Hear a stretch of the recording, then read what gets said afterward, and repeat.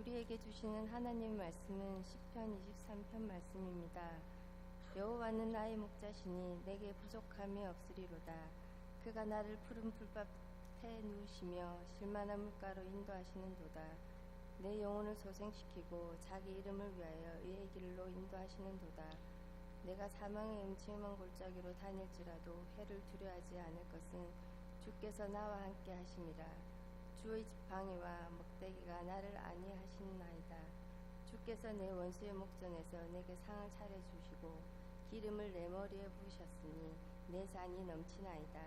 내 평생의 선하심과 인자하심이 반드시 나를 따르리니 내가 여호와의 집에 영원히 살리로다. 이 말씀은 살아계신 하나님의 말씀. 시편 23편을 인생을 그 산막으로 구성한 것과 마찬가지입니다. 하나님의 연극을 보는 듯한 그러한 그 시각적인 그런 모습도 있고 또 찬양이기 때문에 소리도 있습니다. 1막은 1, 2절로 구성되어 있습니다. 여호와는 나의 목자라고 제목 붙일 수 있습니다. 2막은 죽음의 골짜기 그리고 하나님의 동행이라고 제목 붙일 수 있습니다. 3, 4절로 구성되어 있습니다. 그리고 3막은 그 여호와의 집이라는 제목을 붙일 수 있고 5, 6절로 구성되어 있습니다. 그 말씀을 좀 화면에 띄워주시기 바랍니다. 시편은 물론 그 저자와 하나님의 지극히 개인적인 관계를 노래한 그러한 시입니다. 즉 나의 목자가 되신다. 나 이렇게 그리고 당신 너 이런 표현이 계속 나옵니다. 그러니까 이웃과 사회에 관한 그런 내용들은 전혀 다루지 않습니다. 따라서 이 시편 그 23편이 인생의 그 모든 부분을 총체적으로 다 다룬다라고 이해하면 조금 곤란합니다. 인생은 그 우리가 도저히 다 설명할 수 없는 그 복잡함, complexity, 또 불확실함, uncertainty, 또 부조리, absurdity로 가득 차 있기 때문에 그렇습니다. 산다는 것이 그렇게 말처럼 단순한 것도 아니고 확정적인 것도 아니고 또 규칙적으로 정돈되어 있는 것도 아닙니다. 그런데 시편 23편이 왜 그렇게 우리에게 오랫동안 암송되고 위로가 되었는가?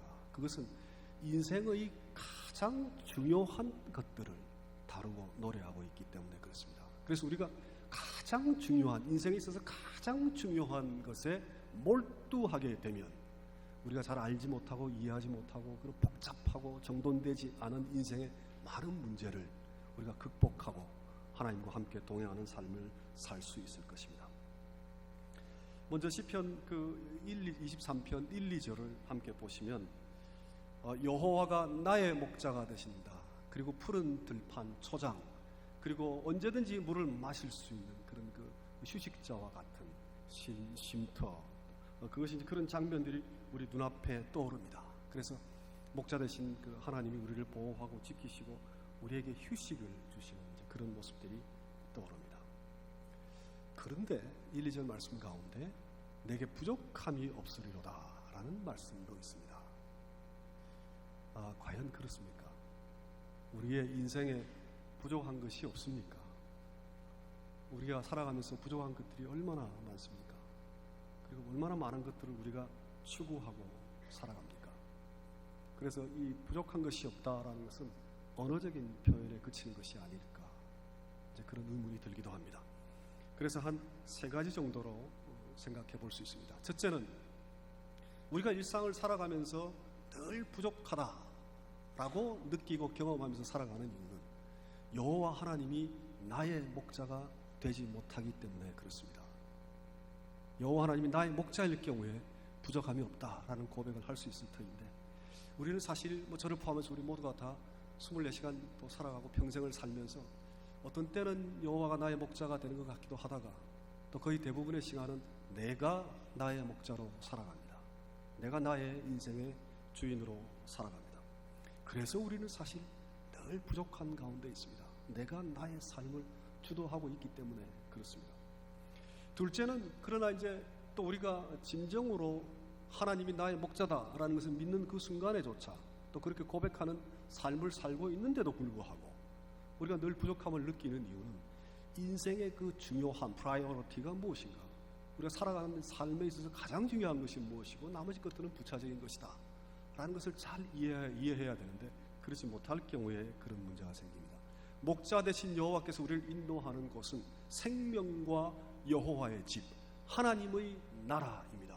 하나님의 의와 하나님의 사랑입니다. 그 모든 것을 우리에게 주셔도 우리는 늘 부족합니다. 나의 것을 추구하기 때문에 그렇습니다. 나의 소유를 추구하기 때문에 그렇습니다. 그래서 우리가 늘 부족한 삶을 살아갑니다. 예수께서는 돼지에게 진주를 던지지 말라라고 하셨습니다. 돼지는 그 진주의 진정한 가치를 깨닫지 못하기 때문에 그렇습니다. 또 예수께서는 사람이 떡으로만 사는 것이 아니다 라고 말씀하셨습니다. 떡이 중요하죠. 떡이 중요합니다. 그러나 인간을 또 인생을 경제의 논리로만 이해하고 해석하는 것, 그것은 인간을 모독하는 길입니다. 우리는 정말 가난하여도 하나님과 동행하는 기쁨 속에 살아갈 수도 있습니다. 셋째는 아무것도 부족한 것이 없다라는 것은 정말 많은 것들이 부족하다라는 것에 대한 역설적 표현일 수 있습니다. 그러니까 우리의 인생의 일상 속에 살아갈 때는 부족한 것들이 너무 많아서 늘 허덕거리고 이렇게 지치고 고나고 힘든 생을 살다가 하나님이 나의 목자가 되신다라는 것을 발견하게 될 때, 자각하게 될 때, 깊이 깨닫게 될 때, 아, 지금까지 내가 그토록 추구했던 것들, 그것은 정말 부족한 것이 아니었구나. 이제 비로소 하나님이 여호와가 나의 목자라는 것을 깨달았을 때 내게는 정말 부족한 것이 없구나라는 것을 깨닫게 되는 그러한 그 어러적 표현일 수 있습니다. 그래서 시와 찬양은 이런 그 어러적인 한계, 어러적인 의미의 그 범위를 훨씬 넘어서기도 합니다. 이제 2막은 3, 4절로 구성되어 있습니다. 3, 4절 보시면은 내 영혼 네핏이라는 단어는 생명이라는 뜻도 있습니다. 생명을 소생시킨다라는 것은 회복시킨다라는 것입니다. 그리고 자기 이름을 위해 의의 길로 인도한다, 그런 말씀이 있습니다. 그리고 사망의 음침한 골짜기를 지나갈 때에도, 다닐지라 혹은 지나갈 때에도 해를 두려워한, 해보다는 악이라는 번역이 더 좋습니다. 악을 두려워하지 않는 것은 주께서라는 건 의역이고 당신께서 바로 나를 지키기 때문이다. 또 당신의 지팡이와 막대기가 나를 위로하신다라는 그런 말씀입니다. 참 많은 그 인생의 이야기가 이 짧은 두 절 속에 포함되어 있습니다. 인생의 이막은 사실 악과 회복입니다. 여호와 하나님이 우리 목자가 되셔도 우리는 우리의 부족함, 나의 것을 자꾸 찾아다니기 때문에 길을 잃은 어린 양처럼 그 늘 이렇게 악의 속에 또 고통 속에 살아갑니다. 그래서 우리의 악과 고통의 삶이 회복되어야 합니다. 회복된다라는 것은 우리가 고통 속에, 악 속에 살아가고 있다라는 그런 얘기죠. 근데 어떻게 회복되는가? 하나님의 이름으로, 자기 이름으로 의의 길로 회복된다라고 말씀하십니다. 이 의의 길, 이 의라는 단어는 여전히 굉장히 중요한 전문 용어입니다. righteousness. 그러니까 올바른 길이라는 뜻도 될 수 있지만 정의라는, 의로움이라는 그러한 의미이기도 합니다. 그리고 우리가 우리의 그 이름으로 하나님의 의를 쫓는 것이 아니라 하나님 자신의 이름으로 우리를 의의 길로 인도하신다라는 것, 그것은 굉장히 중요합니다. 왜냐하면 우리가 우리의 이름을 위해 의를 추구할 때는 그 의가 늘 왜곡되고 늘 변화되고 또 세속화될 그런 어려움 속에 처하기 때문에 그렇습니다. 이 의의 길로 인도하신다는 것과 하나님 자기의 이름을 위하여라는 말씀은 참 위로가 됩니다. 우리에게 아무리 우리에게 초원의 안식을 주는 길이라도 그 길이 의롭지 않는 길이라면 우리의 생명을 소생시킬 수가 없습니다. 부부한병의 가족 간의 평화, 여유와 안식, 여행의 새로움, 우리 이런 것들 다 모두가 원하지만 그러한 길이 의로운 길인가에 대해 깊은 관심을 가지지 못하는 경우가 참 많습니다. 심하게 왜곡되어 있는 소비가 환경을 파괴합니다. 배타적이고 이기적인 사랑, deceptive love가 사회와 세상을 부패하게 만듭니다. 나의 휴식 때문에 이웃의 주거 환경이 파괴된다면 생명을 소생시키는 의의 길이 아닙니다. 겉으로 모든 것을 가진 듯해도 내 속사람이 미움과 무관심으로 가득 차 있다면, 탐욕으로 가득 차 있다면 결코 의로운 길이 아닙니다. 단순히 안식과 생명이 아니라 의로운 안식, 의로운 생명이 참 생명입니다. 우리 생명이 소생되는 것은 나의 이름을 위한 나의 길이 아니라 하나님의 이름을 위한 하나님의 의의 길에 있고 특별히 길이요 진리이신 그리스도의 삶과 죽음과 부활 속에 잘 선포되어 있습니다. 또 인생은 우리에게 죽음과 같은 악에 처하게 하기도 합니다. 4절에서 내가 사망의 음침한 골짜기를 지나갈지라도 해를 두려워하지 않을 것은 이라고 번역하고 있는데, 그 해라는 단어는 두려움 때문에 아마 히브리어 이 단어는 그 악이라는 뜻입니다. 악이라는 것은 그 고통과 죄를 모두 포괄하는 굉장히 포괄적인 그런 용어이고, 우리 창세기에서 선악과를 만들었다 했을 때 그 악에 동일한 단어입니다. 그러니까 히브리 성경에서는 이 단어는 거의 대부분 악으로 번역되고 있습니다. 그러니까 단순히 외부에서 가해지는 해로움 가운데 우리를 지킨다 그런 말씀만이 아니라 우리가 만들어내는 악까지도 다 포함하는 굉장히 포괄적인 그 악의 속에 우리가 처해 있다 그런 말씀입니다. 그런데 시편 23편이 우리에게 가장 큰 위로가 되는 것은 4절의 마지막 부분입니다. 주께서 당신께서 나와 함께 하심이라. 이 한국어로는 지금 주께서라고 번역하고 있지만 이건 의역입니다. 그 히브리어도 보면은 동사 끝에 여러 가지 변화가 일어납니다. 스페인어를 공부하셨으면 아마 아실 겁니다. 동사 끝에 전미어가 여러 가지 변화를 일으켜서 주어 말하는 주체가 나인지 당신인지 그인지 그녀인지 다 구분할 수 있게끔 합니다. 그러니까 구태여 나, 너, 당신이란 인칭 대명사가 필요가 없습니다. 그런데 그 인칭 대명사가 삽입될 때는 그때는 굉장히 강조할 때 그때 꼭 삽입을 합니다. 그래서 오늘 이 4절에도 보면 당신, 너라는 단어가 아주 구체적으로 삽입되어 있습니다. 그러니까 무슨 의미인고 하니 나와 함께 하시는 자가 바로 당신이군요.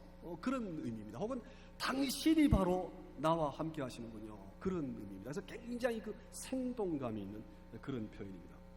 즉 이때까지 잘 모르다가 혹은 내가 잊어버리고 살다가 갑자기 그 자각하게 되는 것이 나와 함께 하시는 이분이 바로 당신 여호와군요 라는 것을 깨닫게 된다는 의미에 가깝습니다. 혹은 내가 너를 대하고 있듯이 여호와 하나님을 내가 당신처럼 바로 마주하고 있군요. 이제 그런 의미이기도 합니다.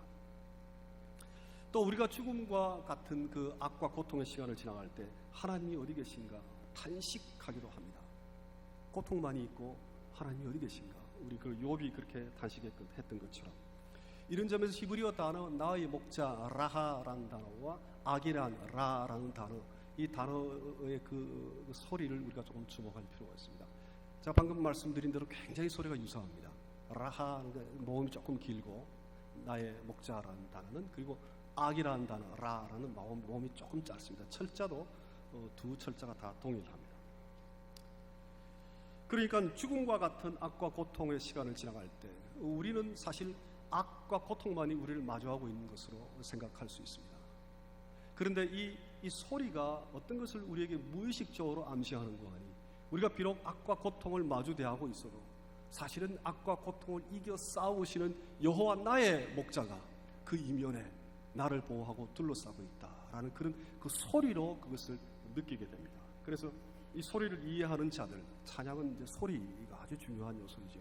이 소리를 이해하는 자들이 시편 23편을 찬양할 때는 악의 그 악을 싸우시는 하나님, 그 악을 물리치시는 하나님이 그 내가 당하는 고통과 악의 그 이면에 나를 보호하고 계시는구나라는 것을 깨닫고 또 바로 하나님이 바로 당신이 나와 함께 하시는군요라고 찬양할 수 있습니다.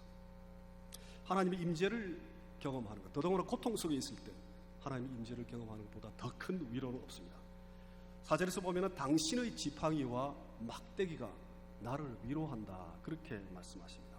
이 도구들은 양들이 그 위험에 처하지 않도록 안전한 길로 인도하는 그러한 도구입니다. 그러니까 우리가 때로는 위험에 처해서 그 낭떠러지 가까이 가더라도 주께서 그 막대기와 지팡이로 이렇게 지어서 우리를 안전한 길로 인도하십니다. 그러니까 우리의 삶이 그 아주 위기에 처하고 위험 속에 빠지더라도 완전한 실패, 완전한 죽음 속으로 가지 않는 것은 여호와의 그 막대기와 지팡이가 우리를 인도하시기 때문입니다. 또 이 도구들은 채찍이 되기도 합니다. 채찍이 되기도 합니다. 우리가 우리의 이름을 위해 우리의 부족을 채우기 위해 나의 의의 길로 길을 잃어버린 어린 양처럼 살아갈 때 하나님께서 이 지팡이와 막대기로 우리를 채찍질처럼 다스릴 수 있습니다. 채찍과 같은 위로, 그것이 진정한 위로입니다. 채찍과 같은 위로가 진정한 위로입니다. 왜냐하면 우리를 그대로 내버려 두시는 것이 아니라 고치시어, 우리를 고치시어 하나님 나라로 인도하시기 때문에 그렇습니다. 이제 마지막 5절과 6절 제 3막을 한번 살펴보겠습니다. 평생의 그 선하심과 인자하심이 반드시 나를 따르리니 내가 여호와의 집에 영원히 거한다라는 그 말씀입니다. 그 원수에게 막 쫓겨서 살아가다가 그 원수로부터 하나님께서 건져내시는 그 원수가 지켜보고 있는 가운데 하나님께서 나에게 그 잔치를 베푸시는데 그 여호와의 집에서 하나님의 선하심과 인자하심을 경험하고 평생 그 속에 살아간다라는 엄청난 위로의 말씀입니다. 이 선하심과 자비가 반드시 나를 따른다라고 할 때 그 따른다라는 말씀이 참 특이한 단어입니다. 체이스한다라는 거죠. 막 쫓아온다라는 겁니다. 막 쫓아온다라는 단어. 그러니까 심지어 사냥하다, 얼마나 열심히 쫓아다니면 박해한다라는 그런 뜻까지 있습니다. 그러니까 우리가 이 들판과 같은 인생에서 악과 고통의 그 사망과 같은 그런 그 골짜기를 지나갈 때 원수가 우리를 달려 쫓아오고 우리가 마치 원수에 쫓겨서 사는 것 같이 살고 있을지라도 사실은 여호와의 선하심과 여호와의 자비가 우리를 막 이렇게 쫓아와서 반드시 우리를 쫓아와서 우리를 감사하시고 우리를 여호와의 집으로 초청하신다라는 그런 의미입니다. 그것을 우리 이 그림처럼 우리 속에 그려볼 수 있습니다. 또 그러면 도대체 무엇이 우리를 쫓아오는가? 여기 보면은 여호와의 선하심과 자비하심 이렇게 되어 있습니다. 이 자비하심이라는 단어는 헤세드라는 단어인데 이것도 아주 중요한 전문 용어입니다. 구약에서 이 헤세드라는 단어는 단순히 자비가 아니고 사랑을 다 포함하는, 어떤 때는 그 정의로움까지 포함하는 그러한 사랑입니다. 사랑과 깊은 연민과 그리고 자비, 이것을 다 포함하는, 한 단어로 옮기기 어려운 그런 아주 그 중요한 그런 단어입니다. 그래서 영어로는 이게 loving kindness라고 번역한 영어 번역들이 많이 있을 겁니다. 그래서 단순한 그 자비스러움 정도가 아닙니다. 그 구약 성경, 특히 이제 성경 전체로 보면은 하나님을 그 나타내는 두 가지 중요한 단어가 있습니다. 하나님의 정의, 의로움, 그리고 하나님의 사랑과 자비, 이 두 가지 단어가 하나님을 가장 잘 드러내는 표현입니다. 오늘 그 하나님의 의, 또 하나님의 사랑과 자비, 이 시편 23편에 다 잘 드러나 있습니다. 이렇게 시편은 세계의 그림으로 인생을 노래합니다. 목자 되신 여호와가 많은 양들을 돌보시는 그림, 또 양들이 제갈길로 가거나 죽음에 직면해 있을 때 지팡이와 막대기로 지켜내고 고치시고 안전한 길로 인도하시는 장면, 그리고 식탁 가득한 음식을 차려서 나그네, 원수에게 쫓기는 그 나그네를 초대해 그 집에 더 이상 나그네가 아니라 자녀로 영원히 살 수 있게 하는 그 주인의 모습, 이런 세 가지 중요한 장면들이 담겨 있습니다. 그러나 이제 시편은 찬양이기도 하기 때문에 우리에게 비주얼라이즈된 이 그림처럼 그려진 그 인생의 산막의 장면들과 더불어 찬양으로 그걸 노래할 때 소리로 또한 우리에게 그 하나님께 가까이 가는, 하나님을 표현하는 그러한 그 노래이기도 합니다. 그래서 이 찬양이 갖고 있는 가치, 단순히 언어가 아니라 언어 위에 찬양이 갖고 있는 이 가치를 잘 이해하려면 언어가 무엇인가, 말이 무엇인가에 대해서 조금 이해하실 필요가 있습니다. 조금 길더라도 제가 언어에 대해서 조금 말씀을 드리겠습니다. 인간의 언어란 하나님이 주신 선물 가운데 가장 그 소중한 선물 가운데 하나입니다. 왜냐하면 언어를 통해 우리는 그 생각과 삶을 나눕니다. 그리고 문화의 차이를 극복하기도 하고 시대의 차이를 극복하기도 합니다. 예를 들어서 전도서 같은 경우는 한 3,000년 전에 기록된 말인데 그 말이 의미하는 내용들이 오늘날에도 잘 맞는 경우가 참 많습니다. 그것이 언어로 사실 그 전달되고 있는 내용들이죠. 그래서 시공을 넘어서는, 즉 언어는 인간이 인간됨을 가장 잘 드러내는 그러한 소통 수단입니다. 그런데 또 언어는 한계도 있습니다. 언어의 한계도 참 잘 이해하실 필요가 있습니다. 예를 들어서 오늘 그 제일 마지막 6절에 보면 내가 여호와의 집에 영원히 살리로다 할 때 영어 번역은 I shall dwell, 또 어떤 번역은 I will dwell 이렇게 되어 있습니다. 그런데 그 히브리어에는 시제가 없습니다. 그러니까 현재냐 과거냐 미래냐 이런 시제가 없습니다. 히브리어 동사는 미완료, 완료 두 가지밖에 없습니다. 미완료는 어떤 일이 계속 진행된다는 것이고 따라서 주로 미래로 현재나 미래로 번역하기도 합니다. 또 완료란 이미 그 일이 다 종결되었다라는 그런 그 사태를 의미하고 주로 이제 과거로 번역되긴 합니다만은 오늘 현대어의 시제를 가진 과거, 현재, 미래 이렇게 구분하기가 상당히 곤란한 그런 언어이기도 합니다. 심지어 미래로 쓰였던 것이 과거로 바로 바뀌기도 하고 그래서 이제 히브리어는 역사를 기록하는 언어보단 찬양하는 데 더 적합한 언어다 이제 그렇게 얘기하기도 합니다. 이제 언어로 어떤 의사소통을 하는 것보다 때로는 침묵으로 우리를 표현하고 드러내는 것이 더 적합할 때도 있습니다. 시편 62편에 보면 나의 영혼아 잠잠히 하나님만 바라라 라고 노래합니다.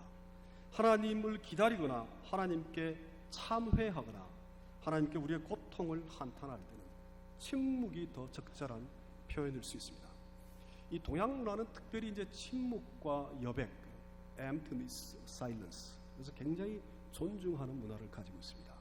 그것이 무가 아니고 그것이 이제 어떤 존재다 이렇게 이제 이해하고 해석합니다.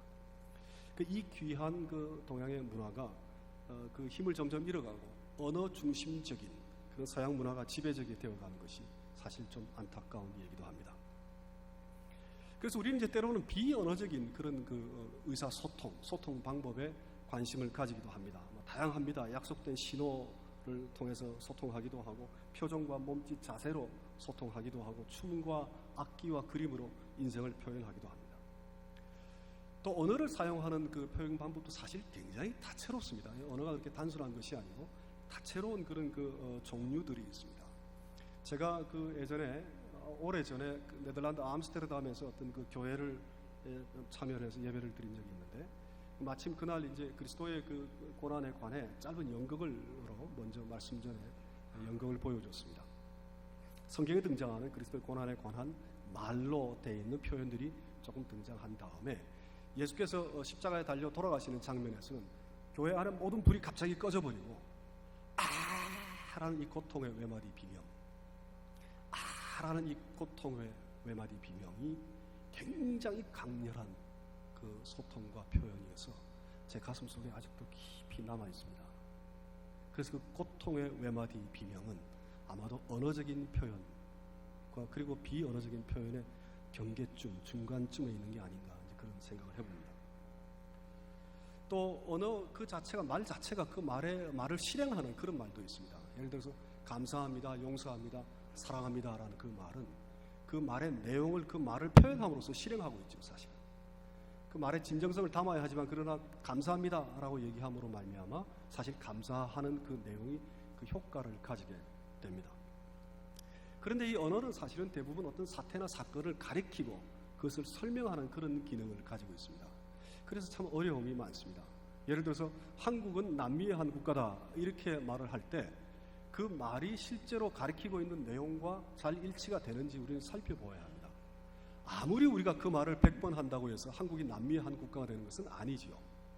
그러니까 말이 가리키고 있는 그 내용과 얼마나 일치될 것이냐를 우리가 깊이 살펴봐야 합니다. 그래서 예를 들어 여호와는 나의 목자다라는 그 언어 말이 가리키고 있는 그 내용이 그것이 항상 동일할까? 혹은 가리키고 있는 그 내용이 말보다는 얼마나 어마어마하고 풍성한 내용을 담고 있을까? 이제 이런 점들을 우리가 생각하게 됩니다.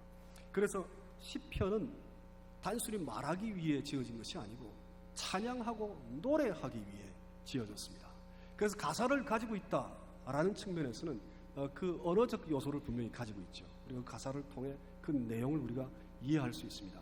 그런데 찬양을 한다라는 말은 언어를 넘어서서 비언어적인 요소를 다 함께 포함해서 소통하는 그러한 길입니다. 그래서 찬양이란 언어적 요소와 비언어적 요소를 모두 다 가지고 있고 또 우리의 지성과 우리의 뜻과 우리의 마음을 다 합쳐서 전인격적으로 하나님을 표현하고 하나님께 찬양하는 아주 그 소중하고 아주 특이한 그런 그 소통 방법과 표현법입니다.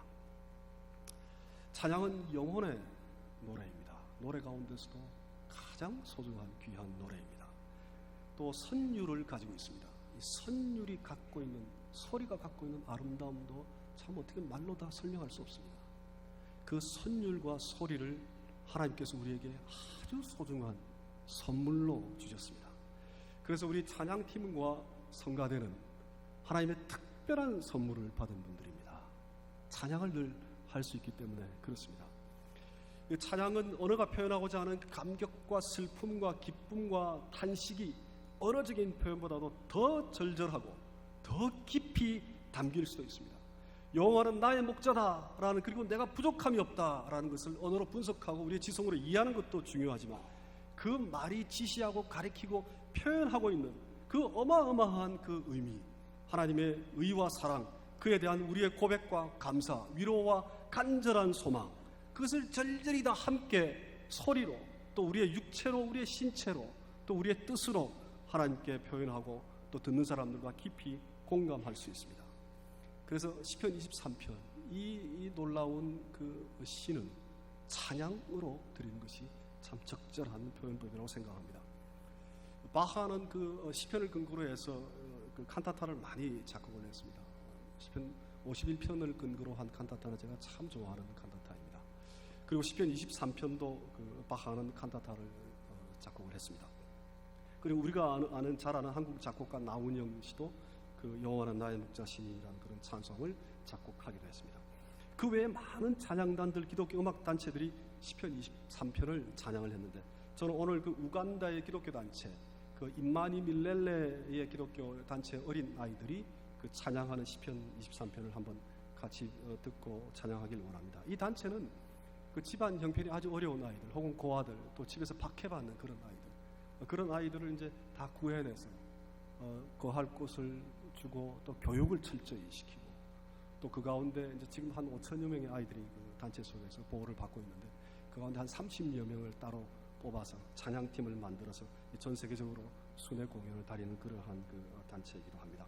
그들이 부르는 많은 찬양 가운데 특별히 시편 23편은 아주 깊은 울림을 가져다 줍니다. 이제 보시면 알겠지만은 아주 간절히 하나님께 기도하는 아주 그 간절한 소망을 볼 수 있습니다. 그 기도를 볼 수 있습니다. 그리고 간절히 하나님께 감사하고 또 하나님께 찬양하고 또 그 찬양 속에 깊은 위로를 받는 그 아이들의 그 찬양의 모습을 볼 수 있습니다.